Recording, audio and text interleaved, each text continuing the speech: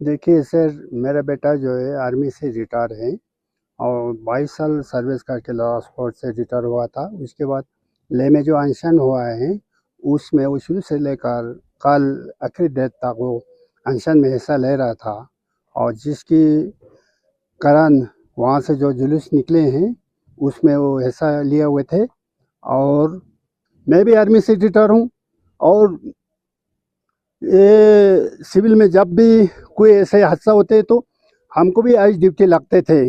और उस टाइम उसमें ऐसा नहीं होता है कि डायरेक्ट उसको फेर किया जाए और मार दिया जाए। हवा में फेर किया जाता है डराने के लिए। अगर उससे भी मजबूर हुआ तो टांग में किया जाता है, हाथ में किया जाता है। उसको छाती में फायर कर हिट करके मारा नहीं जाता है। कौन सा कानून में है? किसने ऑर्डर दिया? यह आप लोग खुद सोचना चाहिए। यहाँ की मजिस्ट्रेट सोचना चाहिए, पुलिस का ऑफिसर सोचना चाहिए। और उसके बेटा खुद के बेटा मरता वो क्या सोचता? अब मेरा बेटा लद्दाख स्क्वाड में रहते हुए कारगिल का वार किया है उसने। दराज में वो 3 महीने बैठा। उसके बाद आके उसको दा नाले में भेजा। वॉलेंटियर गए हैं और वहाँ पर पाकिस्तान के साथ लड़ाई करके दा नाले में पोस्ट जीत के पाकिस्तान के पोस्ट को कब्जा करके और के सोलार गलों के साथ इंडिया का तिरंगा वहां पर लगा के आया हुआ जवान है। इसी मुझे बहुत अफसोस है। इसका छोटे छोटे बच्चे हैं, इसका बीबी है। अब उनको कौन देखभाल करेगा? कौन उनका वो पढ़ाई लिखाई कराएंगे? बच्चे छोटे हैं तो बहुत अफसोस है। अगर बेटा नहीं मरता, मैं मर जाता तो कोई बात नहीं था। मैं गांव में था, यहाँ आसन में नहीं आ पाया कि भी साथ इस तरीके के ऐसा हो जाते तो आप लोग खुद सोच सकते हैं कितना दुख की बात है। दा नाले में जब लड़ाई कर रहे थे वो ग्लेशियर से स्लिप हो गया था।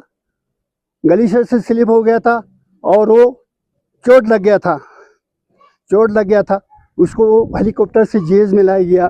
यहाँ पर उसको हादसा इलाज कराने के बाद फिर अस्पताल से डिस्चार्ज हुआ। वो बोला मैं दोबारा जाऊंगा लड़ाई में, पाकिस्तान के साथ लड़ूंगा। वॉलेंटियर फिर गया वो दाद नाले में और दोबारा फिर जब तक सीज फायर नहीं हुआ तब तक लड़ते रहा।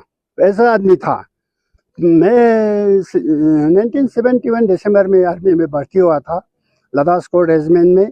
उसके बाद मैं सर्विस किया हूँ लद्दाख स्क्वाड में एज ए सिपाही से लेकर सूबेदार मेजर रैंक तक।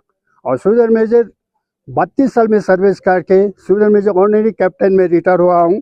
और मैंने श्रीनगर में गुरेज सेक्टर में 2 साल में वहाँ पर कंपनी को कमांड किया था एज ए सूबेदार। और हमें chief of army station army commander का कमेंडेशन कार्ड है। उसके अलावा 32 साल की जो सर्विस में ग्लेशियर मैंने 4 टर्नओवर काटा है। और मैं माउंटेन क्वालिफाइड हूँ, ICQ क्वालिफाइड हूँ। उसकी वजह से मेरे को इंदिरा कोल ग्लेशियर का जो मेन ग्लेशियर का टॉप है वहाँ पर पेट्रोलिंग पार्टी में बेचते थे। आर्मी हेडक्वार्टर से लेते रहता था और यूनिट के कमांडर का कोई बात की नहीं होता था कि नहीं भेजेंगे, जाना पड़ता था। ड्यूटी है, आर्मी में सर्विस कर रहा हूँ। और 4 बार ग्लेशियर के टर्नओवर में जहाँ पर मैंने 35 से ज़्यादा जाता है वहाँ पर उस टाइम स्पेशल क्लोथिंग नहीं था, स्पेशल राशन नहीं था। इंडियन क्लोथिंग के साथ ये जो सोनो टेन है तंबू में बैठकर हम ग्लेशियर के ऊपर सर्विस किया हूँ। और वहाँ पर कभी खाना मिलता था, कभी नहीं मिलता था। उस टाइम ना रोड था, ना पोटर लाते थे राशन, और कभी पहुँचते थे टाइम से और कभी नहीं पहुँचते थे। तो हम कैसे भी ड्यूटी करना है, देश की सरहद को बचाना है।